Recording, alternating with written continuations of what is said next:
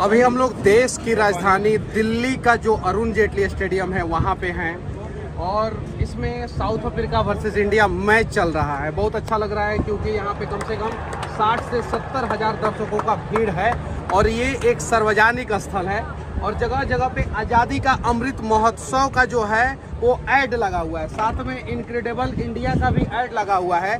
लेकिन दुख तब होता है जब अतुल्य भारत के ऊपर पान बहार का और अतुल्य भारत के नीचे पान बहार का ऐड लगा हुआ होता है। तो पान बहार खाने से यानी गुटखा खाने से कैंसर होता है और ज़रा सोचिए कैंसर का जो चीज़ें बढ़ावा देता है उसका प्रचार यहाँ पे हो रहा है, वो भी साउथ के हीरो महेश बाबू के द्वारा। वो भी साउथ का हीरो महेश बाबू जो अपने आप को जो है ना बहुत बड़ा कलाकार समझता है और दूसरा किसी का अपमान करता है। वो इतना तक अपमान करता है, बोलता है कि बॉलीवुड मुझे अफोर्ड नहीं कर सकता, अफोर्ड नहीं कर सकता। तो छोटी सी कंपनी ने अफोर्ड कर लिया और गुटखा का प्रचार कर रहा है। और साथ में इस मैच में जो है अभी जय शाह भी है, अमित शाह जी के लाडले सुपुत्र वो भी बैठे हुए हैं, सौरभ गांगुली जी भी बैठे हुए हैं और नरेंद्र मोदी जी आप दिल्ली में ही बैठते हैं, प्रधानमंत्री पूरे देश के हैं, तो पूरे देश के लोगों का स्वास्थ्य का ख्याल रखना आपकी जिम्मेवारी है। साथ में स्वास्थ्य मंत्री भी यहीं पे बैठते हैं और उसके बावजूद जो है यहाँ पे आप देख सकते हैं ध्यान से पान बहार का ऐड यहाँ पे देखिए पीछे पान बहार का ऐड है, ध्यान से देखिए। शिखर का ऐड जो है डिस्प्ले पे जो है वो लगा हुआ है, राजनिवास का ऐड लगा हुआ है, चैनी का ऐड लगा हुआ है। यानी देश का जितना टॉप ब्रांड गुटखा है, जितना टॉप ब्रांड गुटखा है, तंबाकू है, उन सभी चीजों का प्रचार जो है अरुण जेटली स्टेडियम, स्वर्गीय अरुण जेटली स्टेडियम में हो रहा है। अब आसमान में अरुण जेटली का आत्मा भी रो रहा होगा कि मेरे नाम से जो स्टेडियम बनाया सब उसमें कैंसर का प्रचार कर रहा है सब। देखिए पान बहार से क्या होता है और दुनिया में सबसे ज्यादा माउथ कैंसर जो है ना वो हिंदुस्तान में लोगों को होता है, माउथ कैंसर।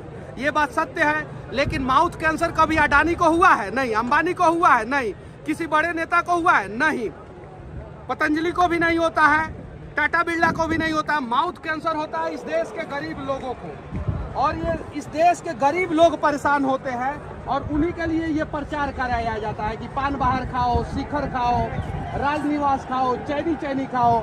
इस देश में अनेकों ब्रांड है, उन सब चीज़ों का प्रचार कराइए ना। इन सब चीज़ों का प्रचार क्यों कराते हैं? और ऐसे भी क्रिकेट मैच के दौरान जो है ना प्रचार कराने वाले लाइन में लगे रहते हैं कि भाई हमारा लगा दो, हमारा लगा दो, हमारा लगा दो, हमारा लगा दो।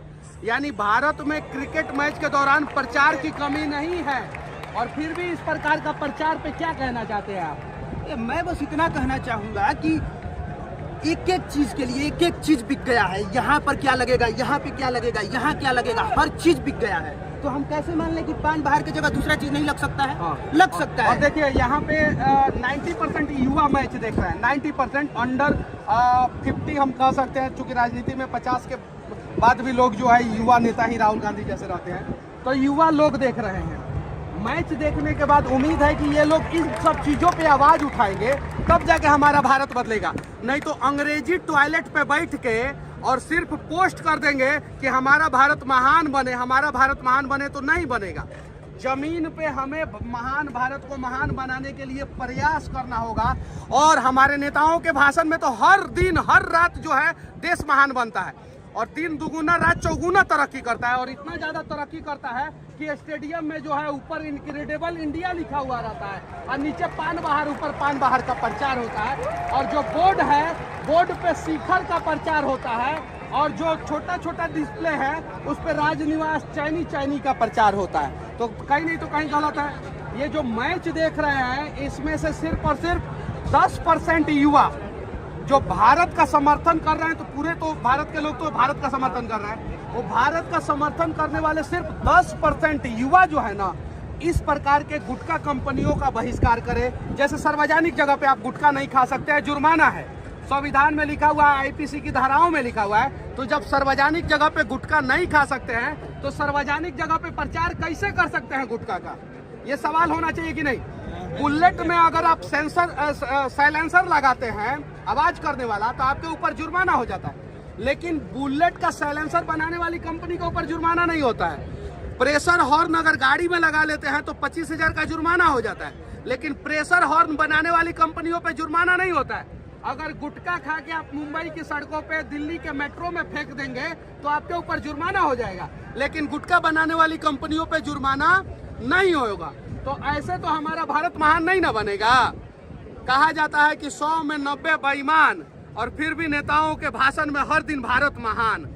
तो प्रयास करना होगा देश के लोगों को, जो देश को, राष्ट्र को सक्षम बनाना चाहते हैं, सशक्त बनाना चाहते हैं। अमेरिका, ऑस्ट्रेलिया, जापान, कनाडा, रसिया, यूरोपियन कंट्री, इन सब देशों से तुलना करना चाहते हैं, इजराइल से तुलना करना चाहते हैं। तो उसके लिए हमें पहले उस प्रकार का नागरिक बनना पड़ेगा। देखिए पीछे जो है एक तिरंगा जो है शान से फहर रहा है, तिरंगा पीछे।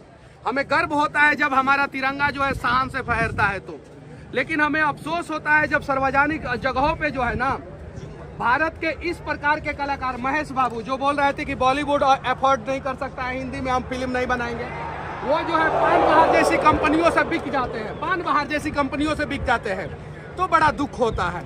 तो देश के सभी कोने के लोगों से विनती करना चाहता हूँ कि कम से कम देश को जिन सब चीज़ों से नुकसान हो, जैसे रेलवे को 1200 करोड़ रुपया सालाना नुकसान होता है सिर्फ और सिर्फ गुटखा से, जो थूक देते हैं। जितना भी पब्लिक ट्रांसपोर्ट है, जैसे बस है, उसको नुकसान होता है। यहाँ तक कि फ्लाइट में भी गुटखा लोग खा के थूक देते हैं। अभी कुछ दिन पहले वायरल हुआ था। और कानपुर में मैच चल रहा था, लखनऊ में शायद से मैच चल रहा था, भाई साहब जो है गुटखा खा के बैठे हुए थे। तो ये चीजें हैं। यहाँ पे पुलिस प्रशासन का जबरदस्त तैनाती है, आप देख सकते हैं। लेकिन पुलिस प्रशासन के नाक के नीचे जो है ना 1500 का टिकट जो है 4000 रुपए में ब्लैक हो जाता है। तो ऐसे तो भारत महान नहीं ना बनेगा।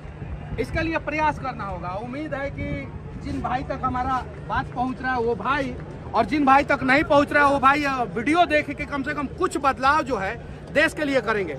आप 90% जो है अपने लिए कुछ करें। और इस वीडियो को सिर्फ शेयर नहीं करना है, देखना नहीं है। स्पेशली ट्विटर पर महेश बाबू और जो इसके टाइगर श्रॉफ जो जैकी श्रॉफ का बेटा है, दोनों को टैग करके रीट्वीट कीजिएगा और ट्वीट कीजिएगा। और सिर्फ उन्हीं लोग नहीं, अभी देखिए वो जो विराट कोहली पवेलियन इंड लिखा हुआ है ना, उसी में बैठे हुए हैं, उधर सामने, एकदम सामने, उसी में बैठे हुए हैं जय शाह जी, उसी में बैठे हुए हैं सौरभ गांगुली, और उसी में बैठे हुए हैं राजीव शुक्ला। उसी में उन लोगों तक अगर बात पहुंच जाएगा तो शायद कुछ बदलाव होगा, और होना भी चाहिए बदलाव। इन सब चीजों का प्रचार जो है सार्वजनिक जगहों पे नहीं होना चाहिए, और जब तक सार्वजनिक जगहों पे होगा इन सब चीजों का प्रचार, हम विरोध करेंगे। अब जरा सोचिए कि कोई सी ग्रेड का अगर हीरोइन है, वो झांसी की रानी का रोल करेगी तो हम एक्सेप्ट करेंगे? नहीं करेंगे।